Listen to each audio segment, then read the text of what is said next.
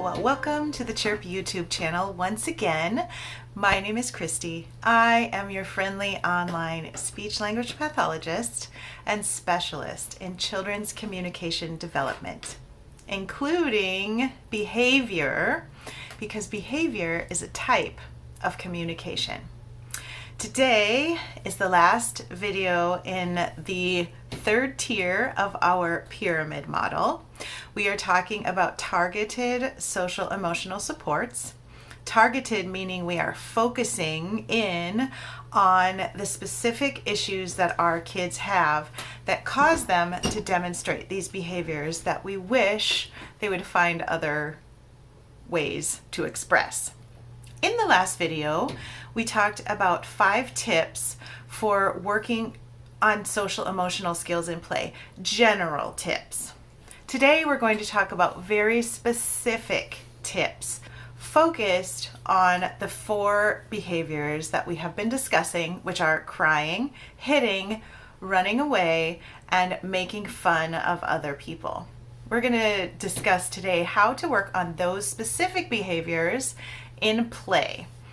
And if those specific issues are not your child's specific issues, that is okay, because these tips are going to work if you slot in different behaviors other than those 4 behaviors. So think about the behavior that you want to work on with this child, this student, this client. Look up here to watch a video on how to figure out where those areas of weakness are. Or you could just look around and notice where the child's behavior is bugging you or where it's inappropriate compared to peers. Those are the areas that you want to work on. The first tip in this video is to figure out what your mantra or your script is going to be. We have come up with some of these mantras or scripts in previous videos where we talked about explicit teaching of social emotional skills. You can find that video right there that will help you working on your script and figuring out maybe what that should be. I'm going to give you some examples in this video because of course we want to be very specific towards these 4 behaviors. But again, if your behaviors are different, you will need a different script. If you don't like the script that I have chosen, or if it's not appropriate for your child or your situation or the age of the student you're working with, then pick a different script. It is all up to you exactly what you put into place. First, we're going to talk about crying. I'm going to assume, because I based this one on my behavior when I was a young child, we're going to assume that this student is crying out of frustration because she is overwhelmed, she doesn't know how to do something, and she doesn't know how to ask for help. This is a very common situation. This is a reason why a lot of kids cry, and this is the reason that I cried. I didn't know how to ask for a break, and I didn't know how to ask for help, or to give myself time, or to take 10 deep breaths. I didn't have any of these skills. I do now, and so I want to teach them to other kids. I'm going to assume that this child who's working on not crying is frustrated because she doesn't know how to ask for help. The mantra that I'm going to use, or the script, is going to be, I need help.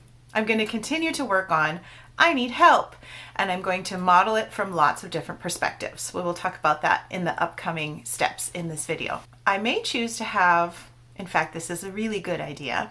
I did not create visuals for all of these mantras, but if I were specifically working on these with an actual child rather than imaginary children in my head, then I would indeed create visuals for these mantras. I need help. I would just have little visuals, I need help. It's not very hard. You can take a picture of yourself raising your hand and then using the sign for help. You could use line drawing pictures. You could draw your own pictures. You can write the words, even though words are not very useful for most of our kids. If you have a child who's able to read, then that could be helpful. Use visuals if you can. And I think you can. It's a good choice. Okay, next is hitting. We're going to assume in this video that this child is angry. I'm I'm going to assume that this one's a boy. I'm going to assume that he's angry because someone has taken something that's his. That is frequently the case, that another child comes up, sits too close, takes a toy that child considered to be his. Whether it was or not is a totally different issue, but he considered that car to be his.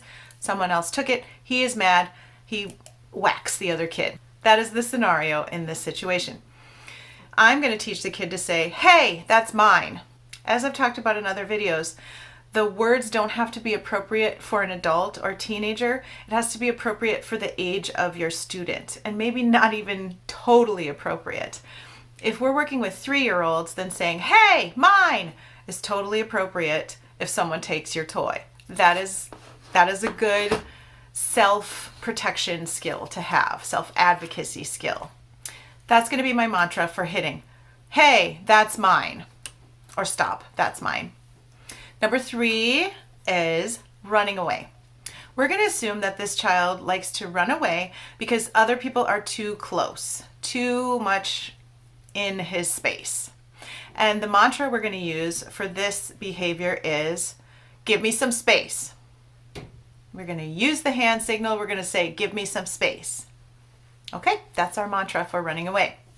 Number 4 is making fun of others. I have a whole bunch you can choose from. I have a bunch that you could choose from, and then I'll tell you my favorite. When I want to make fun of someone, I can tell myself, everyone's different, and that's okay. That's one. You can use everyone is my family, or you could use we are all brothers and sisters. I find that this one is pretty difficult because it's natural for us to make fun of people and judge people who are not like us.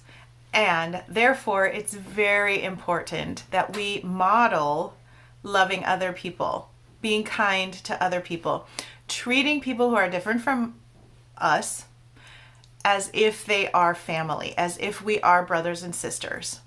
Because in the truest sense, we really are. And we need to model that so that our kids can practice that. If I make fun of other people because they're a different size from me, a different color from me, a different race from me, a different economic status from mine, then why would my children not make fun of each other either and be mean to each other? We have to look at ourselves. However, the mantra that I have chosen is we are all brothers and sisters. Step number 2 is with the child's preferred interests in mind. Does the child like trains, aliens, cars? We are going to think of a way creatively to make this behavior come up to the surface. We want to create a problem on a minor level compared to what the child would normally experience, and then help the child solve it, support the child to solve it. That's our goal. We want to be able to cause the issue in order to help heal the issue. Kind of like if you have a splinter, it has to come to the surface before you can get it out. We want these problems to come out in a controlled environment where we are there to support the child, and then we can help the child to get through it in an appropriate way rather than using those old behaviors that we wish to eradicate. In this case, I'm going to go through our 4 behaviors, and I'm going to give you an example of how you could bring these issues to the surface using cars. Just little Hot Wheels cars or bigger cars. Again, if your child's preferred activity is not cars, do not use cars to bring up any of this. I want to give you an example, because a lot of kids do like cars, of how you could do this with cars. But please don't do this if your child doesn't like cars. It's not going to be therapeutic, because your child is not going to be tuned in, because he's going to be thinking about rockets instead of cars. You want to use whatever is going to be the most motivating for your child, because it's a little bit hard to learn new communication skills. It's a little bit hard to learn anything, even as adults. And we learn better when we are engaged and enjoying the activity. Some would say we don't learn successfully unless we are enjoying the activity and engaged. Okay, crying. Remember, the crying is happening. We have to look at the basis. The crying is happening in this case. I know this child. She's crying because she is overwhelmed and she doesn't know how to ask for help. So my suggestion is that there's a teacher car, and the teacher car is telling another car, and then you have to turn right, and then you have to turn left, and then you have to go straight for 3 miles, and then you have to go up the hill, then you have to turn right again, and then the other car will say, wait, that's too much. I need help. I can't remember that. But we want to make sure to get the mantra in there. I need help. I need help. So I'm going to act this out the first time. I'm going to have the teacher car. Okay, I'm the teacher. I'm going to give you some directions and I want you to follow them. But I'm also going to be the student car. And the student car is going to get flustered and the teacher car will just keep giving all these directions that are too much. This car finally says, I need help. And at that point, the teacher car can say, oh, I'm sorry, that was too much. You need help. Let's write it down. And then we can pretend to write it down. The child got help. So think of other situations where a student might need help. Perhaps your car travels down the hill and crashes into a tree or a stop sign. You can say, I need help. Every time that you practice this in various different circumstances, it's making it easier for your child to learn how to ask for help. In that situation, you're modeling. You have created the situation for your own 2 vehicles, but the child is just kind of watching at this point, watching your model. You want to create a situation, if possible, without over upsetting your child, to create a circumstance where the child herself will have to ask for help. Perhaps you put a big rock, pretend rock, in the way so her car can't get through, and then you say, maybe you should ask for help. And then she says, I need help. And then a bunch of cars come and help move the rock.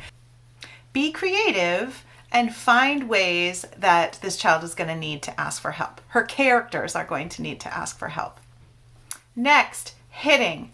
The child is hitting because he's angry. So we need to create situations that bring up that anger for the character. If my mantra is going to be, hey, that's mine, because we're working on the child's angry because someone took his something, then I'm going to want to sneak over and take something from another car and then have this car say, hey, that's mine. Then I'll say, oh, I'm sorry, here you go, and give it back. I'm going to model this a couple times, and then I'm going to swipe something from the kid's side of the play area. Maybe I'm going to swipe his second favorite car and say, and model for him, hey, that's mine. So he can say, hey, that's mine, and get his favorite car back, or second favorite car. This is difficult to work on. I've struggled with the videos a little bit because it is so dependent on how upset the child is and on the fact that it needs to be very uniquely geared towards the specific child we're working with, because what is a trigger for one child to get angry is not a trigger for another child to get angry. So we have to have really assessed the situation well, and then we have to create our intervention purposely, which is very difficult. When you see a speech pathologist like me sitting on the floor playing cars with a child, you're not watching to see what they're actually doing. These are the things we're actually working on. It's very purposeful, and it's very hard to explain what we're doing, how we're doing, and why it works. So keep that in mind, that if you have some difficulty trying to figure out how to do this, keep playing around with it. The fact that you probably don't even notice that the therapists working with your kids are doing what they're doing probably means they're really good at their jobs. But that doesn't mean that you too can't learn how to do it. Behavior number 3 is running away. We're assuming that this child is running away because people are too close. He needs some space. So our mantra is, give me some space. Of course, we want to model this first with our own equipment. So I might take one car and put it where the child can see, and then I might have all these other cars drive up too close, and then the one car in the middle says, give me some space, and everyone backs up. But they get distracted and they come in too close again, and the car says, give me some space. So I have modeled that mantra in play, and now the goal is to elicit that from the child. So maybe I move all these cars over around the child's favorite car and then model, give me some space. And the child says, give me some space. I want to model it myself with my own equipment first, and then try to elicit that mantra, that script from the child, doing something in the child's play space without causing the child to overreact and become upset. Thing number 4 is, of course, making fun. I would start this one by finding the funniest looking vehicle in the fleet. Usually there's a weird old tow truck that looks all broken down in a Hot Wheels set, or a car that's been mistreated and it looks pretty rough. So that car will come driving in, and all of my other cars will whisper, look at that car. He's so weird looking. He's all rusty. Oh my goodness, his door is falling off. He looks terrible. And then I'll have one car that stands up and says, we're all brothers and sisters. Let's go make friends. This is my model. I'm going to do it a whole bunch of times. And then I'm going to drive the truck over towards the child, and I may whisper, look at that truck coming. Looks kind of weird. And then I'm going to wait, because the child may say, we're all brothers and sisters. Let's go make friends. But if the child doesn't say that, it is my responsibility to model once again. We're all brothers and sisters. Let's go make friends. And then we all drive over and we make friends with the broken down tow truck. Maybe we even help the broken down tow truck to go to the shop and get fixed a little bit. But the tow truck does not have to be fixed in order to be lovable and valuable. It's important to teach these lessons in play, because that's when the child's mind is the most receptive to learning. Kids are not most receptive when they're sitting in a chair in a classroom trying to sit and listen, but really they're thinking about other things. They're most receptive when they are highly engaged in a highly preferred activity and feeling safe and calm and regulated and happy. That is when our minds find it easiest to incorporate new learning and to try new things that otherwise would be very difficult. Our third step is support the child over multiple repeats of the same scenario from different angles. Maybe one time the tow truck comes in all beat up and the cars are tempted to make fun, but one car says, we're all brothers and sisters. Let's make friends. Then next time, maybe it's a Corvette that drives in. She's a little flashy. I don't like her color. Hey, we're all brothers and sisters. Let's go make friends. Different cars can come in. There could be different rumblings of criticism or gossip, but the mantra will remain the same in all circumstances. This is why it's important to pick an appropriate mantra, because it needs to fit lots of different circumstances. I would love to know, what are some behaviors that your child or student or client is working on with your help? And what are the mantras that you're going to use to teach during play? Let me know in the comments down below. Also, please feel free to leave additional questions if you have them. The next part of our series on the pyramid model is going to be about what to do in red alert moments when nothing else has worked and you have reached a meltdown. It's going to be fun. I love talking about meltdowns. I look forward to seeing you in those videos. So please subscribe. Give me a thumbs up if you like this type of video. And I hope you have a great day. Bye.